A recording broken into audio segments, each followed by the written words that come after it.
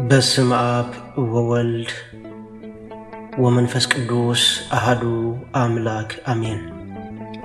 ንዓለማት ብፍቅር ዝገዝእ ጥንቲ ዝነበረ አልፋ ዓለም ሕሊፉ ዝነብር ኦሜጋ መጀመርታን መወዳእታን ዘይብሉ ናይ አቦታትና አምላኽ ናይ ሰራዊት ጌታ ስለትኽንገር ዘይክእል ምሕረቱ ስለትኽንገር ዘይክእል ፍቅሩን ርህራሄኡን ክብርን ምስጋናን አምልኾን ውዳሴን ስግደትን ንዕኡን በይኒ ይግባእ።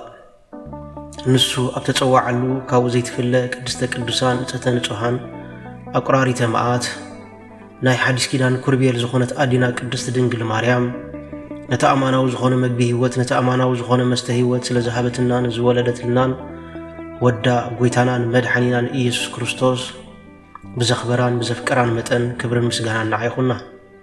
ኩሎም መላእክት ነቢያት ሐዋርያት ጻድቃን ሰማዕታት እግዚአብሔር አምላክ ብዝሃቦም ክብርን ማዕርግን ዝኸበሩን ዝተመስገኑን ይኹኑ። ዝኸበርኩም ህዝበ ክርስቲያን ከመይ ቀኒኹም ከመይ ኣለኹም? አሜን። ስምት ልዑልን ሕያውን ዝኾነ እግዚአብሔር አምላክና በአና ብድኹማት ባሮቱ ይኽበር ይመስገን። እግዚአብሔር አምላክ በደልናን ኃጢአትናን ከይተመልከተ ብድጋሚ በቃላቱ ክንጻናዕ በቃላቱ ክንፍወስን ክንሃድእን ስለ ዝፈተወን ስለ ዝፈቐደን ክብርን ምስጋናን ንዕይኹኖ። ናይ ሎሚ መዘራረቢ አርእስትና ብዛዕባ ይቕሬታ እዩ። ክቡራት ኣሓትን ኣሕዋትን ጎይታና መድሓኒና ኢየሱስ ክርስቶስ ይቕረ ክንብል ይምህረና። ክንጽልኽ ከለና ከምዚ ንብል ከምቲ ንሕና ነቶም ዝበደሉና በደሎም ዝሓደግናሎም በደልና ሕደገል ብምባል ንጽሊ። እዚ ማለት ይቕሬታ ምርጫ ኣይኮነን። ይቕሬታ ካብ ኣምላኽ ዝመጸ ትእዛዝ እዩ ወገናተይ። ጎይታናን መድሓኒናን ኢየሱስ ክርስቶስ ኣብ መወዳእታ ንዓና ብዝገለጸሉ ፍቕሪ ኣብ መስቀል ንኹሉ ህዝቢ ዓለም ብይቕሬታ ሓለፎ፣ ፍቕሩ ብይቕሬታ ደምደሞ። ስለዚ ወገናተይ እቲ ኣብ መስቀል ኣብ ቀራንዮ ይቕረ ዝበለልና ኣምላኽ ንሕና እውን ደቁ ኾይና ንሕና እውን ናቱ ተኸተልቲ ኾይና ንሕና እውን ናቱ ሰዓብቲ ኾይና ይቕረ ክንብል ይእዘና ኣሎ። ንሆ አይሁዳውያን ይጎድኡ እኳ እንተነበሩ አይሁዳውያን ይገፍዕዎ እኳ እንተነበሩ ንሱ ግን ፍጹም ኣይፈረዶምን። ኣቦይ ዝገብርዎ ይፈልጥን እዮም እሞ ይቕረ በለሎም ብምባል ይቕሬታ ካብ ሰማያት ኣውሃቦ። ስለዚ ሕጂ እውን እግዚአብሔር አምላክ ንዓይን ንዓኻትኩምን ይቕረ ክንብል ይጽዋዓና ኣሎ። ዝኾነ በደል ክህልወና ይኽእል እዩ። ሰባት በዲሎምና ክኾኑ ይኽእሉ እዮም። ግናኸ ካብቲ አይሁዳውያን ክርስቶስ ዝበደልዎ በደል ዝዓቢ በደል ኣባና የለን። ስለዚ ሕጂ እውን እቲ ኩሉ ዝጸረ ኣምላኽ እቲ ንኹሉ መግረፍትን እቲ ኩሉ ንዕቐትን ዝተሰከመ ኣምላኽ ይቕሬታ ክንገብር ይጽዋዓና ኣሎ። እግዚአብሔር አምላክ መንፈስ ቅዱስ ይደግፈና። ይቕሬታ ካብ ፍቕሪ እምበር ካብ ድኻማ ይመጽእን እዩ። መብዛሕትእና ግዜ ይቕሬታ ናይ ምስዓር ነገር ጌርና ንሓስቦ ሰባት ኣለና። ግን እቲ ዘፍቅር ልቢ ዘለዎ ይቕረ ይብል። እቲ ንመጻኢኡ ዝርኢ እቲ ንክርስቶስ ዝርኢ እቲ ኣብ መስቀል ዝተሰቕለ ክርስቶስ ዝርኢ ሰብ ይቕሬታ ይብል። ይቕሬታ ስንፍና ኣይኮነን ወገናተይ።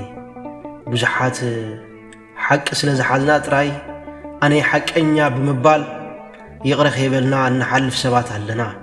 እግዚአብሔር አምላክ ግን ካብ ሓቂ ንላዕሊ ይቕሬታ ይመርጽ። ብልክዕ ሓቀኛታት ክንከውን ንኽእል ኢና። ብልክዕ ንሕና ነቲ ጉዳይቲ ዘይገበርናዮ ክንከውን ንኽእል ኢና። ግናኸ እግዚአብሔር አምላክ ካብዚ ንላዕሊ ዝፈትዎ ነገር እንተሃልዩ ምሕረት እዩ። እግዚአብሔር አምላክ ምሕረት እዩ ዝፈትዎ ወገናተይ። ስለዚ መሓርቲ ክንከውን ክንጽዕር ይግባአና። መሓርቲ ምሕረት ክረኽቡ እዮም እሞ ብፃኣን እዮም ከም ዝተባህለ ኣብ ወንጌል ማቴዎስ መሓርቲ ክንከውን ይግባአና። ቅዱስ ዮሐንስ አፈወርቂ ከምዚ ይብለና፣ ንኻልኦት ይቕረ ክንብለሎም ከለና ኣምላኽ ንዓና እውን ይቕረ ይብለና። ከምኡውን ካልኦት ይቕረ ክንብል ከለና ንሕና እውን ንኣምላኽ ንመስሎ ይብለና። ስለ ቃላቱ ስም እግዚአብሔር አምላክና ዝኸበረን ዝተመስገነን ይኹን።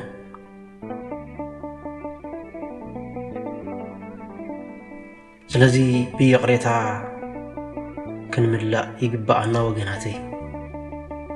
سلمتا يقرا مبال كبير كوين يسمعنا بلكع يقريتا المبزحتنا زخبد نغري كانزا سلسمعنا حماق نغرات سلنذكر كمون نحنا حقنياتاتينا سلازي انا يقري ايبلني بمبال بتعبيت نوطرمو انه يقرا خيبلنا خبز عالم زيا نحلف سلازي وغني ولا حقنيا خون يقرا جن كتب لي يغباك حقنت يقرا بمبال كون يغبو ፍጽምነት يقرب بمبال كون يغبو انت زي كوينو وغني كبيدو يقرا زي تبل انت خونك حقنت كاون زطراطري ስለዚህ ሕርቃንካ መሓዝ ቂምታኻ መሓዝ ቂምታኻ ምውጋድ ንዓኻ እምበር ንኻልእ ሰብ ኣይኮነን ዝጠቅም ስለዚህ ወገነይ ይቕረ ክትብል ተለማመድ ምክንያቱ ይቕሬታ ናጽነት የምጽእ ይቕረ ክንብል ከለና ልብና ብርሃን ይኸውን ይቕረ ክንብል ከለና ጸሎትና ይስማዕ ይቕረ ክንብል ከለና ሰላም ይስማዓና ይቕረ እንተዘይብልና ግን حركان نقطعنا وشتنا يأتمو إنه منفسنا يربش سبنتنا يمهمن سلز وجني يقرأ كنبها لي قبعنا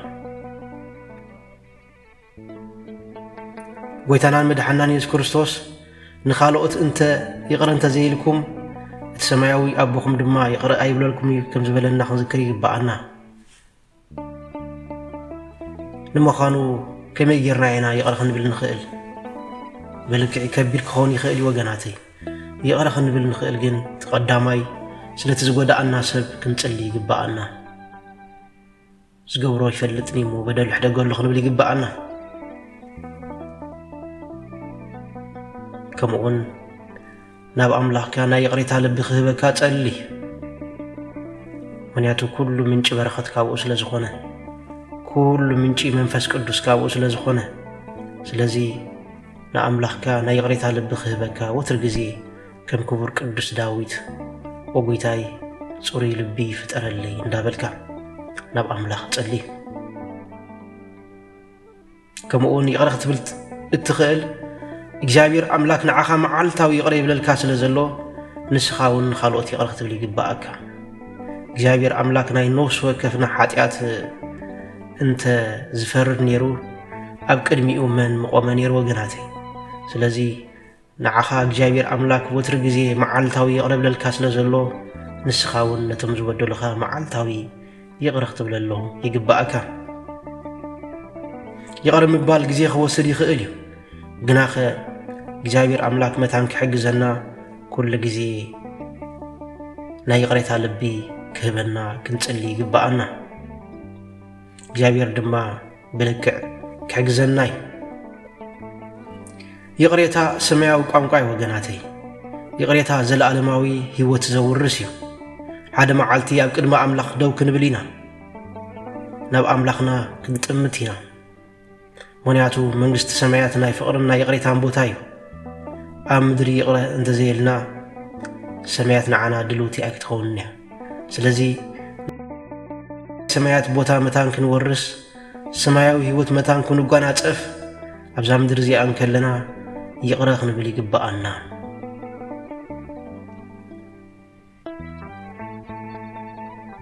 يقرا مبال نلبي يفوسو يقرا مبال سلام يمص يقرا مبال انه مس املاخ يتعرقنا سلازي نبدل حواتنا خيصبصبنا نبدل زغودنا سبات كيصبصبنا كابلومي يقرا خنبال يغبانا ولا ونتبعات انت زي رخبنا بملحسنا يقرا نخنبل تبع انت زي رخبنا بلبنا جن يقرا خمزبلنا لهم كنسامع يغبانا بلبنا جن كم زي حزنا لهم كنسامع يغبانا دحر نو كاب لب زجمره نام ملحسنا زوص بملحسنا يقرا خنبل لهم كندفرينا سلازي بلبنا نسبات كاين حزلهم ابز عالم زيان زلو دك سبات كلهم كمانا تغاغيتي كمانا ودقتي كمانا ابست مخانوم فليتنا نخلو حزب عالم يغرخن بلي يغبانا نخلو ود سب يغرخن بلي يغبانا معناته أنا نسخاتكم يقري تازلينا سبات سلازخونا እግዚአብሔር አምላክና አይና አኻትኩም ወትር ጊዜ ይቅረ ስለዝገብረልና ንሕናውን ወትር ጊዜ እንደቀ ሰባት ይቅረ ክንገብረሎም ይግባአና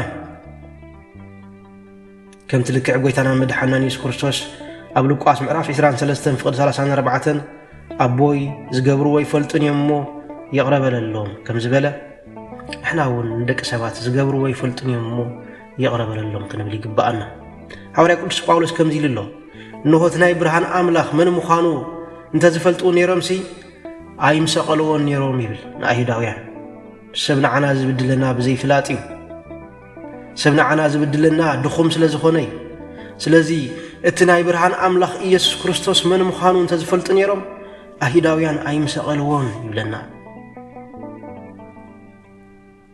ስለዚ ወገናተይ ሰባት ብዘይፍላጥ እዮም ዝብድሉና ሰባት መሲሎም እዮም ዝብድሉና ስለዚ ኦ ጎይታይ ዝገብሩ ወይ ፈልጥን እሞ ይቅረበለሎም ክንብል ይግባአና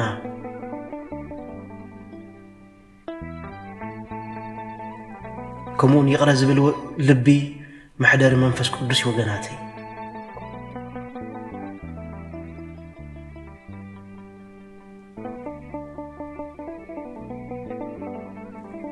ትዕቢት ምሕረት ዘይኮነስ ፍትሒ ዝደሊ ሓደ ጊዜ ከምቲ ኣቐዲምና ዝበልና እዩ ሓቀኛታት ስለ ዝኾንና ፍትሒ ክንረክብ ሓቅነትና ኣብ ቅድሚ ሰብ ክምስከረልና ንደሊ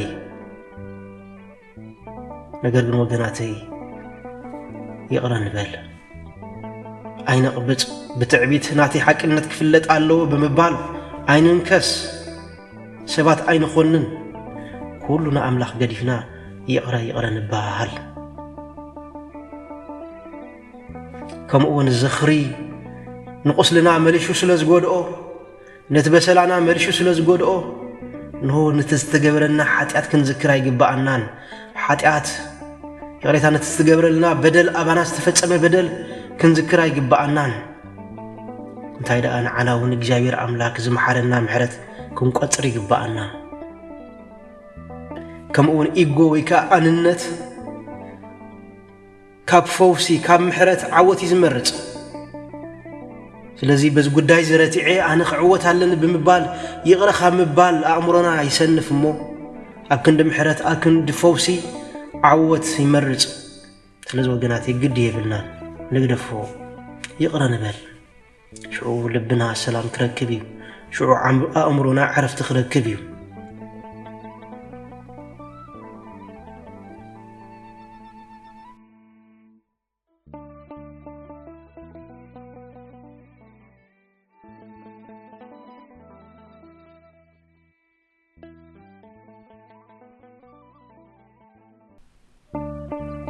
እግዚአብሔር አምላክ ኣብቲ መወዳእታ ጊዜ ኣብቲ መወዳእታ ፍርዲ ስድሓራይ መዓልቲ ካባና ዝሓተና ነገር እንተሃልዩ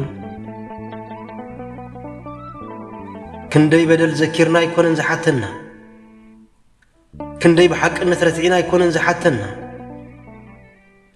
ክንደይ ምሕረት ጌርና ኢሉ ዝሓተና ወገናተይ ስለዚ መሓርቲ ክንከውን ይግባአና መንግስት ሰማያት ሓደ ዛረቡ ቋንቋ ኣሎ ንሱ ድማ ይቅሬታ እዩ መንግስት ሰማያት ናይቶም ይቅሬታ ዝተገበረሎም ሰባት ወገናተይ ናይቶም ይቅሬታ ዝተገበረሎምን ይቅረ ዝብሉን ሰባት መንግስት ኣምላኽ ስለዚ ንመንግስት ኣምላኽ ብይቅሬታ ክንኣትዋ ንዳሎ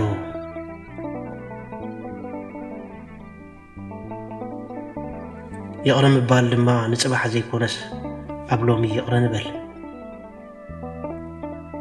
ይቅረ ምባል ድማ ልበይ ምስ ደሓነ ልበይ ቁስለይ ምስ ረገአ ዘይኮነስ ሕጂ ይቅረ በል ወገነይ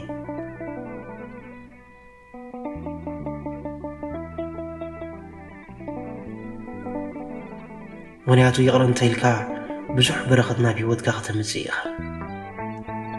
ይቅረ እንተኢልካ ብዙሕ በረኸት ናብ ሂወትካ ከተምፅእ ኢኻ ይቅረ እንተኢልካ ወዲ ትመሓሪ ዝኾነ እግዚኣብሔር ኣምላክ ክትስመ ኢኻ ስለዚ ወገናተይ ናይ ይቅሬታ ልቢ ክህልወልና እግዚአብሔር አምላክ ብቸርነቱ ኣዴና ቅድስት ድንግል ማርያም በኣማላድነታ ቅዱሳን ተረዳእነት ኣይፈለየና ዝነበረና ጊዜ ባሪኹን ቀዲሱን ስለዝሃበና ክብርን ምስጋናን ኣምልኾን ውዳሴን ስግደትን ንዕኡ ንበይኑ ይግባእ። ወስብሐት ለእግዚአብሔር።